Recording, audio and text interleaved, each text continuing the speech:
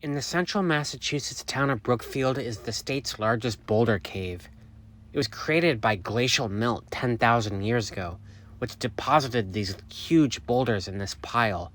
It includes a natural amphitheater 30 feet high, with evidence of Native American habitation dating back 8,000 years. I'm at the Rock House, a trustees of reservations property in western Massachusetts.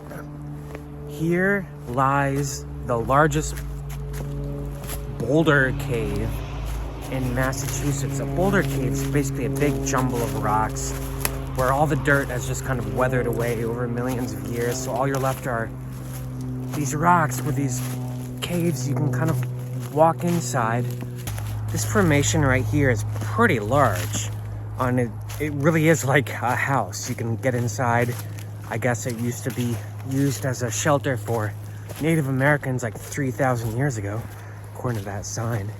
There's a little man-made pond and a whole bunch of trails. You can spend half a day stretching your legs, getting some exercise in around the property. It's close to the winter solstice. I got here at 4. It's probably gonna get dark in like 20 minutes, but I'm gonna walk what I can, show you guys what I can, and at least get to these caves.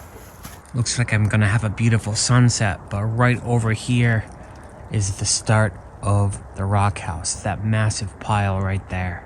You can kind of walk into the network of caverns right here.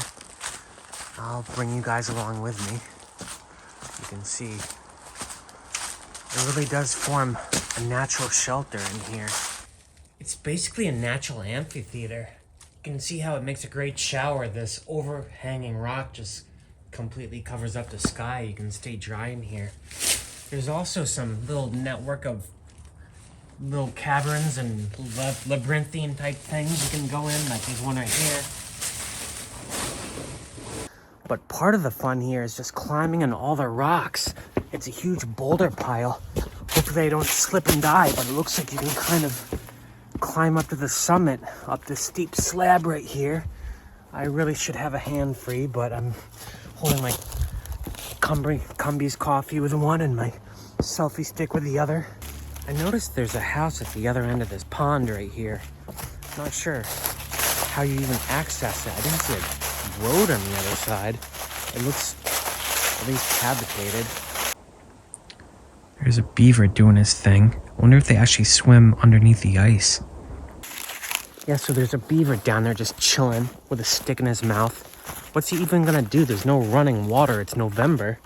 He's already got a pond. Do they need to be even deeper? I don't understand. Those things are like little machines. They just chew and build and chew and build. They're kind of like the closest thing to humans in terms of ruining the environment. All right, there seem to be some markers. Here's that house. It looks more like a shelter. I wonder if we can get inside. All right, well, it's certainly well maintained, whatever it is. Actually, I'm not so sure it's in good shape. There don't seem to be any windows on it, which gives it great views out over this lake right here. I think it's just kind of your basic run-of-the-mill Appalachian Trail style, well, not AT style, but New Hampshire style shelter. Come out here and watch the sunset. This is actually very pretty. Yeah, just a gorgeous shelter with a view of this little lake right here, just off of Route 9. Shelter is basically entirely empty. I guess you can do functions here as long as it doesn't rain. There is a little write-up right here. Let's see what it says. Interesting. So this part of Massachusetts, right down the center, was once the southeasternmost border of a giant glacier 15,000 years ago called the Wisconsin Glacier. As it melted and kind of moved southward, it pushed up this ridge line of mountains along the Connecticut River called the Pocumtuck. According to this, about 15,000 years ago. That's pretty remarkable. And here's a little write-up about why those giant boulders are just sitting on the hilltops like that. They're called erratics. They're carried by the glaciers and just kind of drop there as the glacier melts. Let's see what we can get left of the sunset. I wonder if I should start heading back towards the car. think I'm gonna try to complete the loop around the pond and get back in my car that way. Yeah, I just slipped on the ass. Got a big lick in the face from that collie right there, or whatever it is, Australian Shepherd. Those are such beautiful dogs. I don't mind getting random face licks from a dog.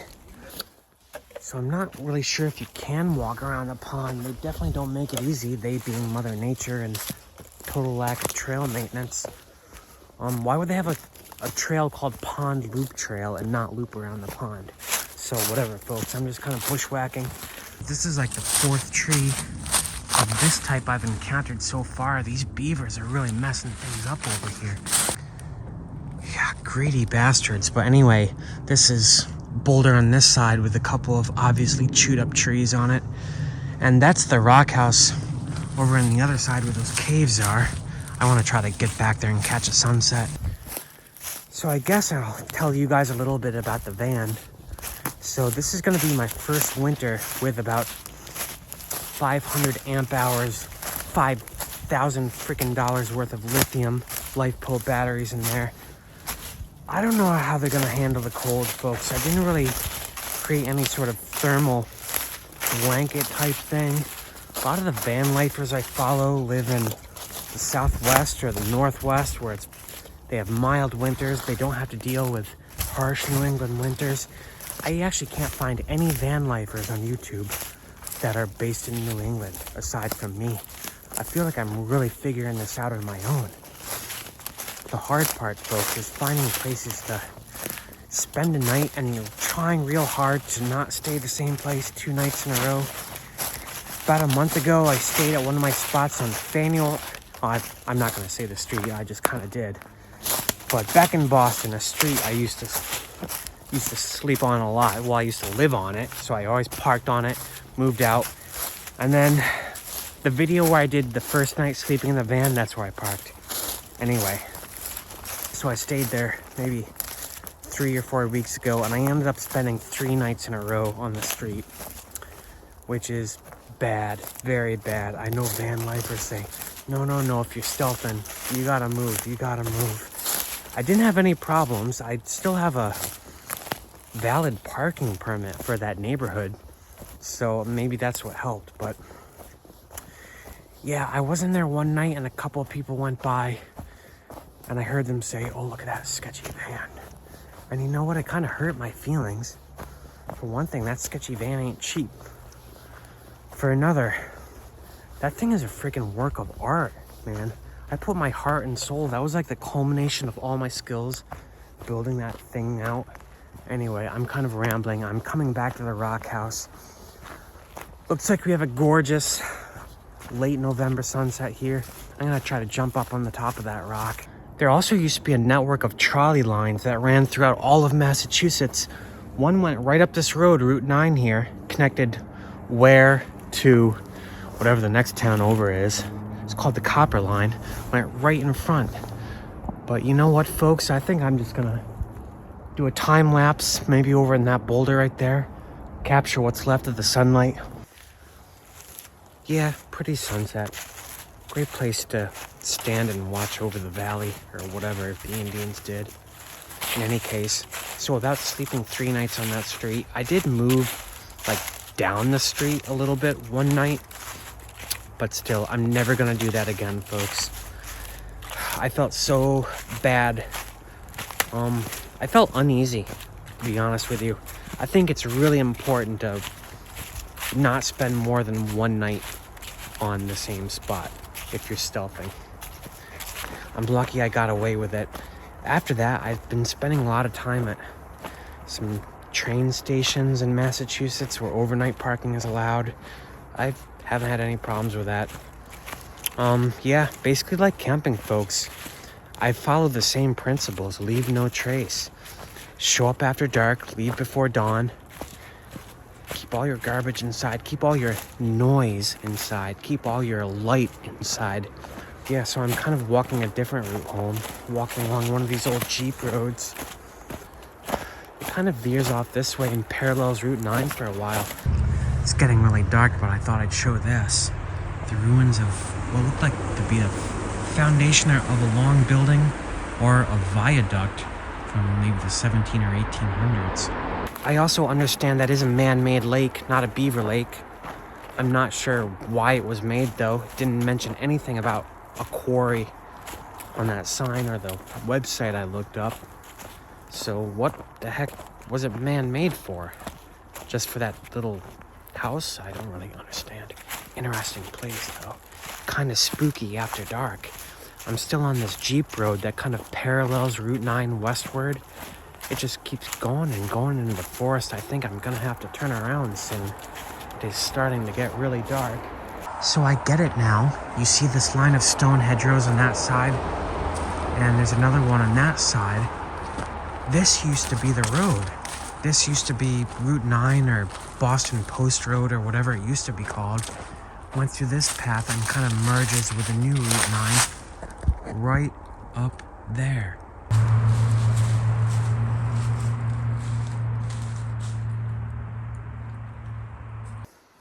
Yeah, I didn't plan this roadside stop. I saw the sign, I had heard about it. And I needed to explore something. I needed some time alone in the forest. I didn't do enough of that this year. Something I have to think about with the van. How sedentary do I want to be? So anyway, I gotta still find a place to sleep tonight. I might sleep in the car, I'm not sure. I might cheap out or whatever you call it and get a motel.